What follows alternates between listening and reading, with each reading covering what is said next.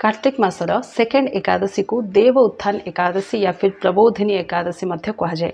आपको हरिबोधिनी एकादशी मध्य कहा जाए। तेबे देव उत्थान एकादशी ही कम पे देव मीन्स ये भगवान विष्णु को रेफरेन्स निया उत्थान मीन्स उठा। आम आषाढ़ मसरे शयन एकादशी कथा शुणा तो भगवान योग निद्रा रे आषाढ़ शयन एकादशी जाती। तांकर ये जो चतुर्मास्य सेठू स्टार्ट हुए चारिटा मास ये चतुर्मास्य एंड हुए देव उत्थान एकादशी रे आई मीन भगवान योग निद्रारू देव उत्थान एकादशी रे उठंती। तेबे 2025 देव उत्थान एकादशी कार्तिक शुक्ल 2 नवेम्बर रविवार दिन पड़ुछि। आपण ये एकादशी दिन कौन कौन करें जमती आम आगुरी भी बहुत सारा शुणी कि आमको एकादशी दिन निजर जप तप साधना को बहुत इनक्रीज करार अच्छे। जमती जो मैंने 16 माला करेंगे 25 माला करेंगे, जो मैंने बिल्कुल भी जप स्टार्ट करना यहाँ परफेक्ट टाइम कहीं यहीटा ही गोटे टाइम आम भक्ति को रिन्यू करने आमको चांस दिए।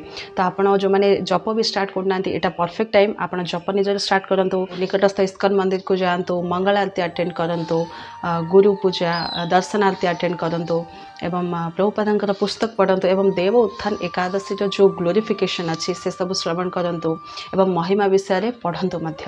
तो एपरी भाव में अन्न ठारू बा शस्य जातीय पदार्थ ठारू दूरे रुहतु। किसी फलमूल आहार करें, जल आहार करें या फिर अनुकल्प प्रसाद ग्रहण करें।